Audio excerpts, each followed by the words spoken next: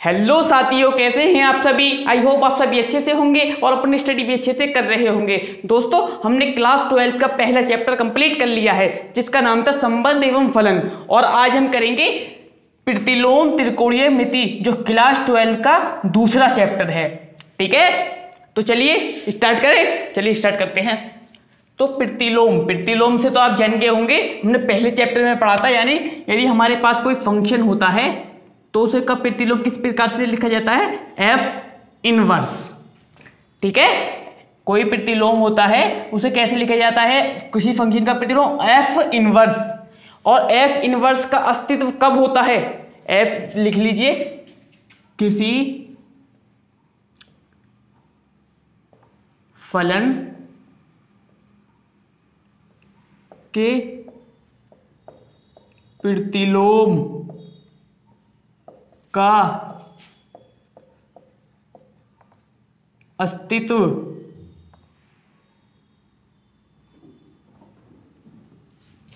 जब होता है यदि फलन क्या हो, एक एकी और आच्छादी हो। याद आ गया होगा ना, एक एकी तथा आच्छादी हो। ठीक है, आच्छादी हो।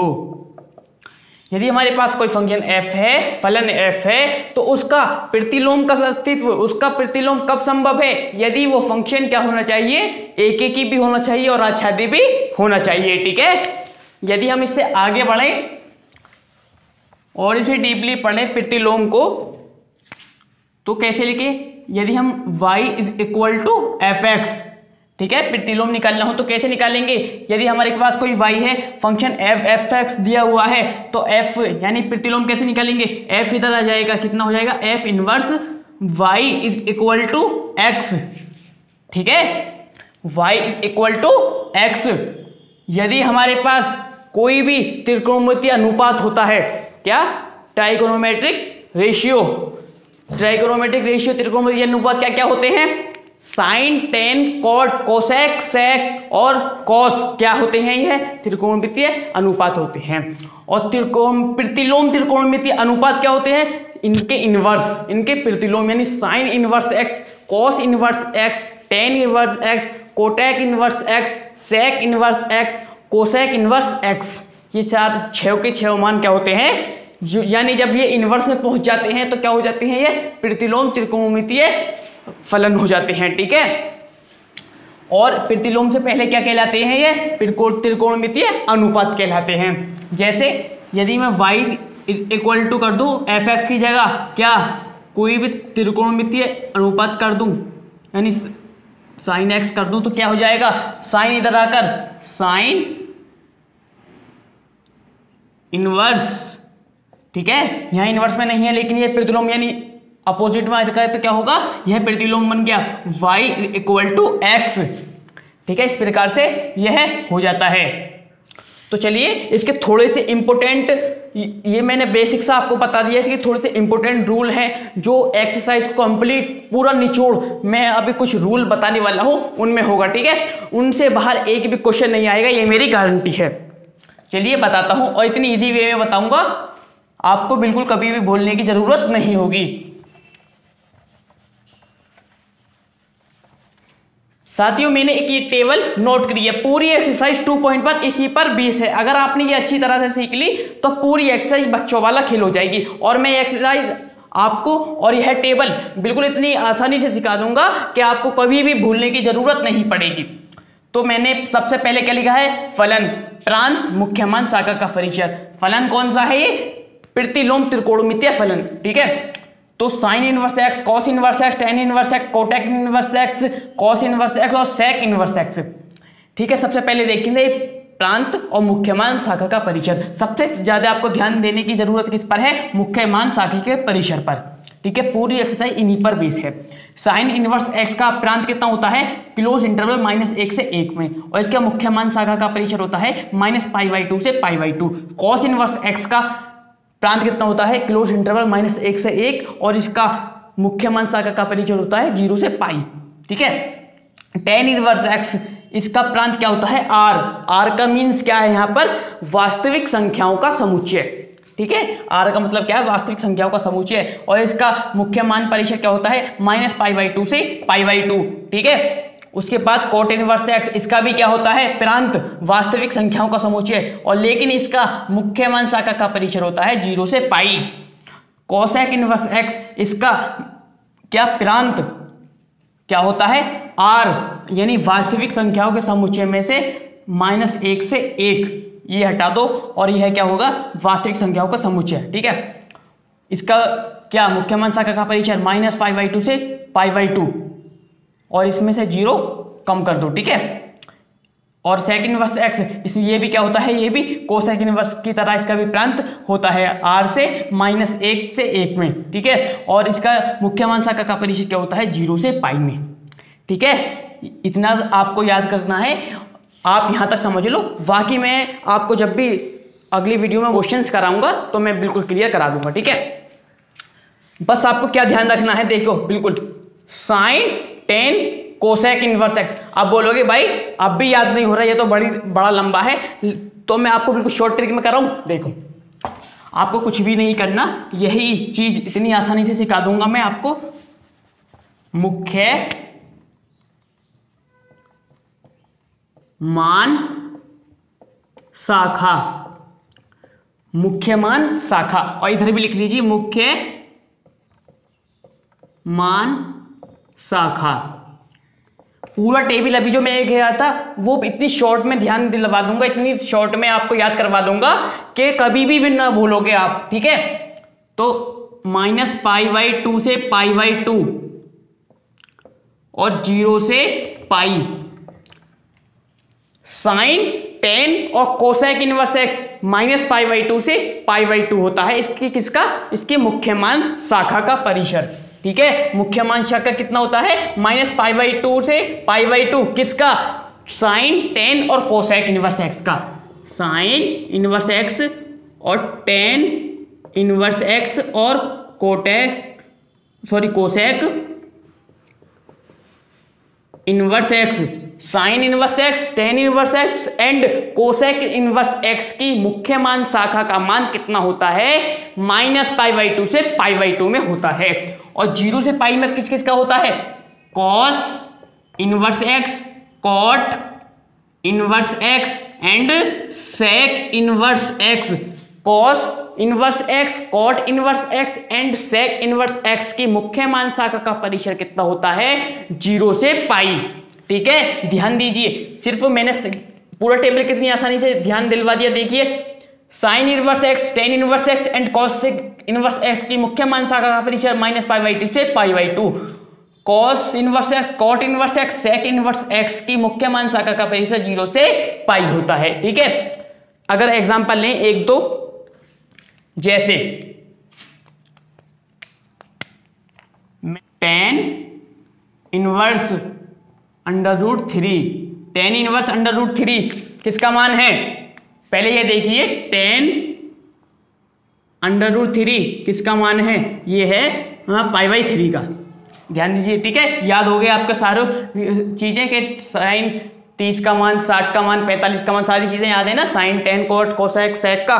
तो साइन टेन √3 किसका मान है, π/3 का। तो π/3 यदि आपको अब भी नहीं पता तो मैं बताऊं आपको, π/3 को इस प्रकार से लिख सकते हैं 180/3, और 3 से इसे डिवाइड करेंगे कितना आएगा, 3 × 18 0 60। तो tan 60 का मान कितना होता है, √3, ठीक है। तो tan इनवर्स √3 कितना हो जाएगा, π/3,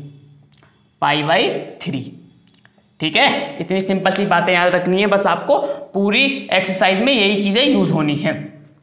यदि उसी प्रकार से मैं देखूं किसका, cot 1 इनवर्स 1/√3, ये चीज ध्यान रखना, ये बहुत इंपॉर्टेंट है। और यदि मैं इसे लूं माइनस में, cot इनवर्स -1/√3, तो ध्यान दीजिए, यदि किसी भी प्रतिलोम त्रिकोणमितीय फलन में, यानी sine inverse tan cos cot sec, इनमें से किसी का भी मान 0 से पाई में हो, किस में हो, 0 से पाई में हो, और किस में हो, वो माइनस में हो, मुख्य मान शाखा का परिसर का मान किस में, यानी 0 से पाई में हो मुख्य मान शाखा, और वो किस में हो, माइनस में हो। तो इसमें कौन कौन है, कॉस, कॉट, सेक, ठीक है, यही तो है जिनका मान 0 से पाई में है, और ये किस में, माइनस में हो। तो क्या होगा, ध्यान दीजिए क्या होगा। सबसे पहले कॉट 1/√3 किसका मान होता है, ये होता है π/3 का, ये भी किसका होता है, π/3 का। तो π/3 इसे किस प्रकार से लिख सकते हैं, π/3 को अभी मैंने बताया था, पाई को 180/3, 3 से कितनी बार, 60 बार, कितना आ गया, 60। तो इसमें पूरी एक्सरसाइज में क्या होगा, ये इस प्रकार से यूज नहीं होगा, 45, 30 और 60 पाई के रूप में होगा, ठीक है, पाई के रूप में। तो कॉट π/3 इतना, यहाँ कितना, कॉट इनवर्स -1/√3, तो π/3 का मान ही तो होता है कॉट 1/√3, किसका होता है, π/3, ठीक है। तो कंडीशन क्या है थी, अभी मैंने बताया था, यदि किसी का भी मान मुख्य मान शाखा का 0 से पाई में हो तो क्या होता है, वहां पर पाई ऐड हो जाता है, केवल पाई, ठीक है। और माइनस यहाँ पर है तो ये माइनस का माइनस इधर ही एज ए टैज नोट करेंगे, ठीक है। इतनी सी चीज याद रखनी है बस आपको, और कुछ याद नहीं रखना। यानी इन तीनों में तो सिंपल सा हो जाएगा, ठीक है। कंडीशन किस में लगेगी, इन तीनों में, इन तीनों में क्या कब लगेगी, जब इनके मान माइनस में होंगे, ठीक है। तो क्या होगा, वहां पर पाई ऐड हो जाएगा। तो इसका मान कितना हो जाएगा, 3 पाई माइनस पाई कितना होगा, 2 π/3, 2 π/3। तो कॉट इनवर्स -1/√3 का मुख्य मान कितना हो जाएगा, 2 π/3, ठीक है। इतनी सिंपल सी बात याद रखनी है, और कुछ याद नहीं रखना है आपको। और बाकी जो भी है मैं आपको जितने भी क्वेश्चन होंगे सब में पूरी एक्सरसाइज को बहुत ही सिंपल तरीके से कराऊंगा, ठीक है। एक एक क्वेश्चन कराऊंगा आपको, और 2 क्वेश्चन कराता हूँ, 2 एग्जाम्पल कराता हूँ, बहुत ही अच्छे एग्जाम्पल हैं जिससे आपको वो और भी अच्छी तरीके से क्लियर हो जाएगा। चलिए पहला एग्जाम्पल करते हैं, क्या है उदाहरण 1, साइन इनवर्स 1/√2 का मुख्य मान ज्ञात कीजिए। करते हैं, साइन इनवर्स 1/√2 हम लिखते हैं, माना साइन इनवर्स 1/√2 को हम क्या मान लेते हैं, y मान लेते हैं, ठीक है। हमने मान लिया साइन इनवर्स 1/√2 इक्वल है किसके, y के। यदि हम साइन को इधर लेके जाएं किसका हो जाएगा, इनवर्स से हट जाएगा, यानी साइन y बन जाएगा, ठीक है। और इधर कितना बचेगा, 1/√2, यही तो बचेगा, साइन y किसके बराबर हो जाएगा, 1/√2। अब हम जानते हैं कि साइन इनवर्स क्रिया यूज हुआ है यहाँ पर, साइन इनवर्स, साइन इनवर्स की मुख्य मान शाखा का परिसर क्या होता है, याद हो गया, -π/2 से π/2 लिखना है इसे, ठीक है। इसकी लैंग्वेज बनानी है ना, लिख लीजिए, हम जानते हैं, क्या जानते हैं कि साइन इनवर्स की मुख्य शाखा का परिसर क्या होता है, परिसर जी किसका, -π/2 से π/2, ठीक है, होता है। हम जानते हैं, क्या जानते हैं कि साइन इनवर्स की मुख्य शाखा का परिसर -π/2 से π/2 होता है। तो क्या होगा, साइन, अब ये बताइए, साइन 1/√2 किसका मान होता है, साइन 1/√2 किसका मान होता है, 45 का मान, ध्यान दीजिए, यानी π/4 का मान किसका होता है, π/4 का मान कितना होता है, 1/√2, ठीक है। जब हम इसका इन्वर्स करेंगे तो क्या होगा, ये चीज इधर चली जाएगी, ये चीज इधर आ जाएगी, क्या होगा, साइन इसका इन्वर्स करेंगे तो 1/√2, 1/√2 कितना हो जाएगा, π/4, क्या हुआ, मुख्य मान π/4, ठीक है। ये चीज ध्यान रखनी है, बस ये चीज तो ज्ञात करनी है पूरी एक्सरसाइज में, और कुछ तो नहीं है, बस ये चीज ध्यान रखिए, नोट कीजिए इस एग्जाम्पल को आप। चलिए उदाहरण नंबर 2 करते हैं। क्या है? कॉट इनवर्स 1/√3 का मुख्य मान ज्ञात कीजिए। ठीक है, कॉट इनवर्स 1/√3 का मुख्य मान ज्ञात करना है। कैसे करेंगे? सबसे पहले हमें क्या दिया गया है? Cot inverse 1/√3। Cot inverse 1/√3। तो साथियों इसे क्या मानेंगे? अभी मैंने बताया था y। ठीक है, लिख लेते हैं। माना cot inverse 1/√3 equal to y। तब क्या लिखेंगे? कॉट को इधर पहुंचा देंगे, ये इनवर्स में इधर जाके किस्म का हो जाएगा? बिना इनवर्स का। ठीक है, यानी कॉट y। तो 1/√3 ये मान आ गया। और ये किसका है? ये उदाहरण में शायद माइनस में होगा। हाँ, ये किसका है? माइनस का। ठीक है, क्योंकि इसमें एक विशेष परिस्थिति पूछी है, माइनस का। ठीक है, ध्यान दीजिए। Cot y equal to 1/√3। तो आपको एक चीज ध्यान आ रही होगी यहाँ पर किस चीज का याद हुआ है? कॉट इनवर्स का। और कॉस, कॉट और सेक इनवर्स किस में होते हैं? इसकी मुख्य मान शाखा का परिशेष क्या होता है? 0 से पाई। 0 से पाई। और यहाँ पर इसका कोड का मान कितना दिया गया है? ठीक है, माइनस में तो क्या होगा? यहाँ पर कुछ ना कुछ यानी पाई तो ऐड होना ही होना है। पाई ऐड होना है, इसका मतलब क्या है? यानी कॉट 1/√3 किसका मान होता है? ये होता है कॉट π/3 का। किसका? π/3 का। कॉट π/3 का। तो यहां पर माइनस है तो माइनस होगा। और क्या होगा? मैंने आपको अभी पहले बताया था, पाई ऐड होना है। क्या होना है? पाई ऐड होना है। तो यहां क्या हो जाएगा? 3π - 2π। 3π - पाई तो क्या हो जाएगा? 2π/3। क्या हुआ? कॉट 2π/3। क्या बन गया अब ये? कॉट 2π/3। तो कॉट 2π/3 का मान कितना आया? ये -1/√3। ठीक है, तो आगे क्या लिखेंगे? ये हमें अब ओवरऑल क्या ज्ञात हो गया? कॉट 2π/3 का मान कितना होता है? -1/√3। तो क्या होगा? अब हम जानते हैं, क्या जानते हैं?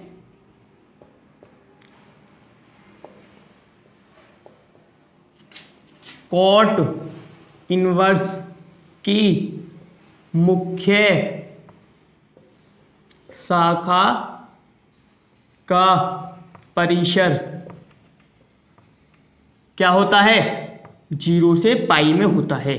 ठीक है, और जिसका भी 0 से पाई में होगा और उसका मान किस में होगा? अगर माइनस में होगा, जैसे यहाँ पर दिया है ना माइनस में, तो क्या होगा? वहां पर पाई ऐड हो जाएगा। ठीक है, ध्यान दीजिए कैसे, जैसे यहाँ पर ऐड हुआ है ना, जैसे कॉट π/3 का मान कितना होता है? माइनस, यानी 1/√3 होता है। ठीक है, कॉट π/3 का मान कितना होता है? 1/√3। माइनस लिखा हुआ तो माइनस होगा और पाई ऐड होना है। ठीक है, इस प्रकार से। तो π/0 से पाई होता है, 0 से पाई होता है। और यहाँ पर क्या है? कॉट 2π/3 कितना हो गया? -1/√3। तो यह इस प्रकार है। जब इसका इन्वर्स करेंगे, यानी इसका इन्वर्स कर देंगे, तो कितना हो जाएगा? यह मान इसका इधर पहुंच जाएगा, ये वाला इधर हो जाएगा। बस इतनी सी चीज तो ये, यानी कॉट इनवर्स -1/√3 का मान कितना हो गया? 2π/3। ठीक है, बस ये चीज याद करनी है आपको, और कुछ चीज ध्यान नहीं देनी। ठीक है, तो दोस्तों वीडियो पसंद आई है तो वीडियो को लाइक कीजिए, शेयर कीजिए। यदि आपने चैप्टर 1 के सारे लेक्चर्स नहीं देखे हैं तो मैंने पूरी प्लेलिस्ट का लिंक नीचे डिस्क्रिप्शन बॉक्स में दे दिया है, आप वहां से पूरे लेक्चर्स चैप्टर 1 के देख सकते हो। ठीक है, तो दोस्तों मिलते हैं अगली वीडियो में, तब तक के लिए गुड बाय।